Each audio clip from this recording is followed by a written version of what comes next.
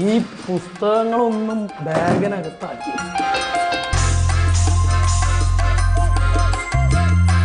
Tiffin box tiffin ബോക്സിൽ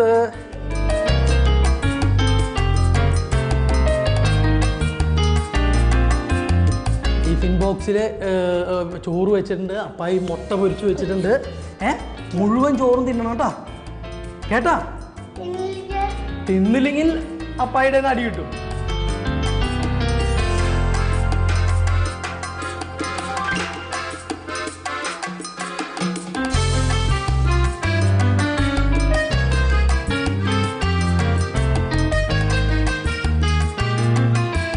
നല്ല കുട്ടിയായിട്ട് മുഴുവൻ സ്നാക്സും തിന്നണം. റോഡ് മുറിഞ്ഞ് കിടക്കുമ്പോൾ ശ്രദ്ധിച്ച് കിടക്കണം. കുട്ടികളായിട്ടൊന്നും വഴക്കുണ്ടാക്കരുത് കേട്ടോ. ബസ് വരും. എൻ്റെ ടാസ്ക് കംപ്ലീറ്റ് ആയി. നിങ്ങളൊരു പൊളിറ്റീഷ്യനാണ്, നിങ്ങളൊരു അഡ്വക്കേറ്റ് ആണ്. ഭയങ്കര തിരക്കുള്ള ജീവിതമാവും. അതുകൊണ്ട് നിങ്ങളുടെ കുടുംബത്തിലുണ്ടാവുന്ന നേട്ടങ്ങളും കോട്ടങ്ങളും. ഞാൻ രാഷ്ട്രീയക്കാരനും പിന്നെ വക്കീലും ഒക്കെ ആയതുകൊണ്ട് എനിക്ക് വീട്ടിലെ കാര്യങ്ങളൊന്നും ശ്രദ്ധിക്കാൻ പറ്റില്ല. പ്രത്യേകിച്ച് കുട്ടികളുടെയും ഭാര്യയുടെയും കാര്യങ്ങൾ ശ്രദ്ധിക്കാൻ പറ്റില്ല. എനിക്ക് വേണ്ടപ്പെട്ട ഒരു കാര്യം വെച്ചിട്ടുണ്ടെങ്കിൽ ആൾ വന്നിട്ട് നമ്മുടെ വീട്ടിൽ വന്ന് പറയുകയാണെങ്കിൽ അത് സത്യസന്ധമായ കാര്യമാണെന്ന് വെച്ചാൽ ഞാൻ അതിൻ്റെ കൂടെ പോകും. നേട്ടം എന്ന് പറഞ്ഞു കഴിഞ്ഞാൽ അധികം നേരം ഭാര്യയുടെ ശല്യമില്ലല്ലോ. കൂടുതൽ നേരം പുറത്തല്ലേ നമ്മൾ. ശല്യം എന്ന് ഉദ്ദേശിച്ചത് അവരുടെ ശല്യം നമ്മൾ സഹിക്കണ്ടല്ലോ എന്ന്. നമുക്ക് പുറത്തിറങ്ങി നാട്ടുകാരെ കാര്യം നോക്കാമല്ലോ. ആരെ നാട്ടുകാരെ അതിലൊരു സന്തോഷം ഉണ്ടാവും. നാട്ടുകാരുടെ ശല്യം സഹിക്കുമ്പോൾ നമുക്ക് സന്തോഷം ഉണ്ടാവില്ല. പിന്നെ കുട്ടികളെ അധികം നോക്കണ്ട, അതൊരു നേട്ടല്ലേ. കുട്ടികളെ അധികം നേരം നോക്കിയിരിക്കണ്ടല്ലോ. ഒരു പൊളിറ്റീഷ്യൻ ആയതുകൊണ്ട് ഇപ്പം നമ്മളൊരു സ്ഥലത്ത് ചെല്ലുമ്പോൾ എല്ലാവരും നമ്മളതിനൊന്ന് റെസ്പെക്ട് ചെയ്യുമ്പോൾ നമുക്ക് ഒരു അഹങ്കാരം കൂടും. അതൊരു നേട്ടമാണ്.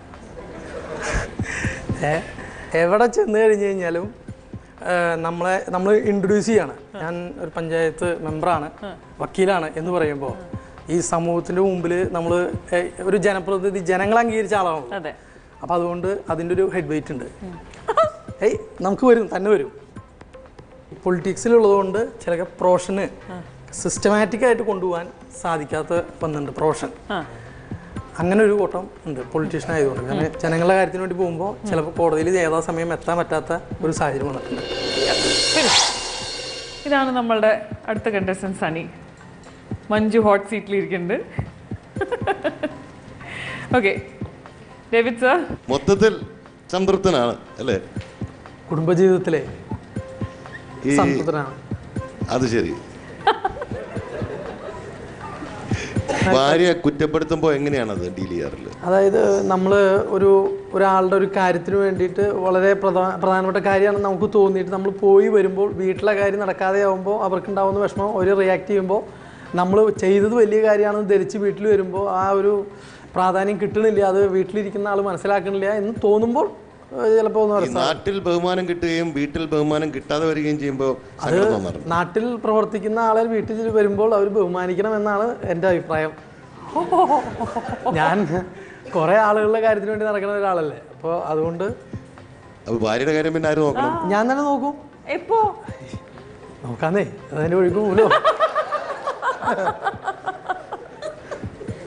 ഏതിനാ ജീവിതത്തിൽ ഇമ്പോർട്ടൻസ് കൊടുക്കുന്നത്? ഭാര്യയ്ക്കാണോ, പ്രൊഫഷനാണോ, രാഷ്ട്രീയമാണോ?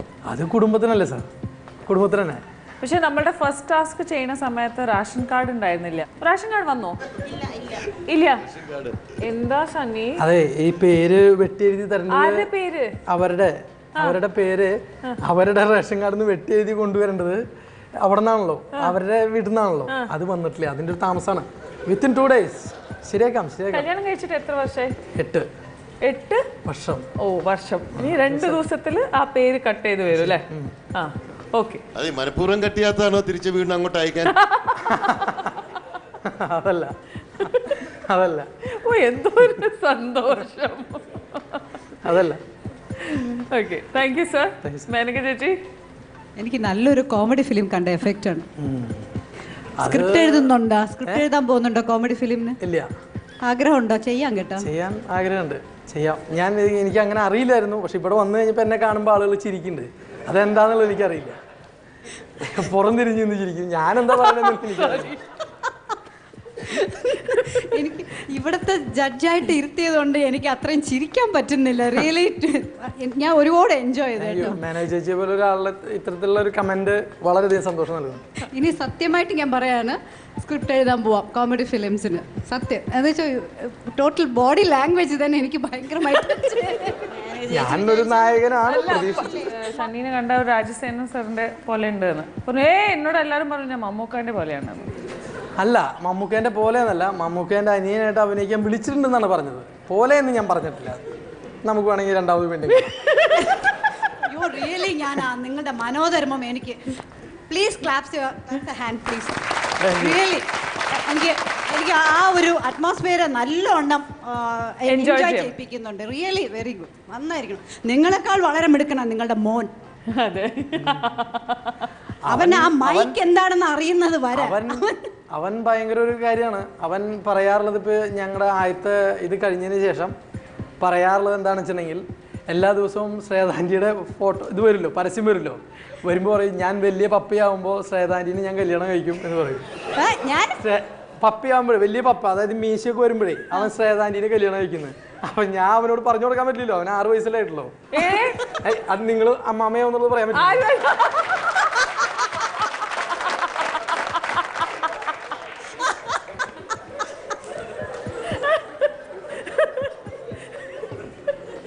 എന്തായാലും ഞാൻ എൻജോയ് ചെയ്തു കേട്ടോ. നന്നായി. Thank you.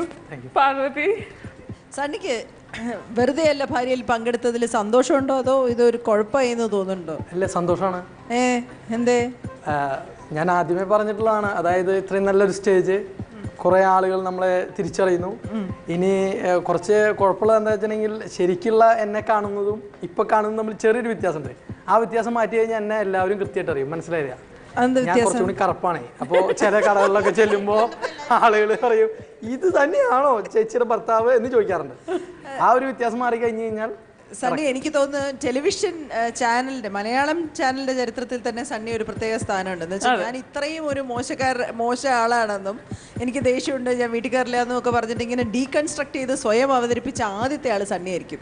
എനിക്ക് വീട്ടിൽ ഭയങ്കര ശല്യമാണ്, എല്ലാവരും പറയുന്നത് തന്നെയാണ്, പക്ഷെ നിങ്ങൾ മാത്രമേ അത് സത്യമായിട്ട് പറഞ്ഞിട്ടുള്ളൂ എന്ന് എനിക്ക് തോന്നുന്നത്. സത്യത്തില് സണ്ണിക്ക് ഒരു ആത്മവിശ്വാസക്കുറവുണ്ടല്ലേ? എന്തില്? എല്ലാത്തിലും. ഇല്ല ഇല്ല, ഇല്ല, തീരെ ഇല്ല. ഇല്ല. സണ്ണി എങ്ങനെ സണ്ണി ഡിസ്ക്രൈബ് ചെയ്യും? സണ്ണിയുടെ സ്വഭാവത്തിലെ ഏറ്റവും നല്ല ക്വാളിറ്റി? അതായത് വീട്ടിലെ കാര്യങ്ങൾ, കുട്ടികളുടെ കാര്യങ്ങൾ എല്ലാം ഞാൻ ഏൽപ്പിച്ചിരിക്കുകയാണ്. അതിന് വേണ്ട കാര്യങ്ങൾ ചെയ്തു കൊടുക്കുക എന്നുള്ളത് മാത്രമാണ്. ഇപ്പം സാമ്പത്തികമായിട്ടുള്ള കാര്യങ്ങൾ, അതല്ലെങ്കിൽ ഇവർക്ക് പോകാൻ പറ്റാത്ത വഴിയാകെയുള്ള കാര്യങ്ങൾ, അല്ലെങ്കിൽ കുട്ടികളുടെ സ്കൂളിലെ മറ്റേ സാമ്പത്തികം, ഇതിൻ്റെ മെയിൻ അതാണ് നമ്മൾ എത്തിച്ചു കൊടുക്കേണ്ടത് എന്നാണ് എൻ്റെ കൺസെപ്റ്റ് ആയിരുന്നത്. മാറി വരുന്നു. എല്ലാ കാര്യത്തിനും മേളിലാണ് ഒരു നർമ്മബോധം. ഇപ്പൊ എന്ത് നോക്കിയില്ലെങ്കിലും ചിരിപ്പിക്കാൻ കഴിവുള്ള ഒരാളാണെങ്കിൽ നല്ല ദാമ്പത്യം ഉണ്ടാവും എന്നുള്ളതിന്റെ തെളിവാണ് സണ്ണിയും മഞ്ജു. അല്ലേ മഞ്ജു? അത് മഞ്ജുനോട് ചോദിക്കാം. ദേഷ്യപ്പെടാൻ ചെന്ന് നിൽക്കുമ്പോഴത്തേക്ക് തമാശ പറഞ്ഞ് ചിരിപ്പിക്കോ? ഇത് ഷോ കണ്ടവര് പലരും വിചാരിച്ചു കാണും ചിലപ്പോ അടുത്ത എപ്പിസോഡിലേക്ക് ഞങ്ങൾ ഒരുമിച്ചുണ്ടാവില്ല എന്ന്. പക്ഷെ ഈ ഒരു ക്വാളിറ്റി ഉള്ളതുകൊണ്ടാണല്ലോ.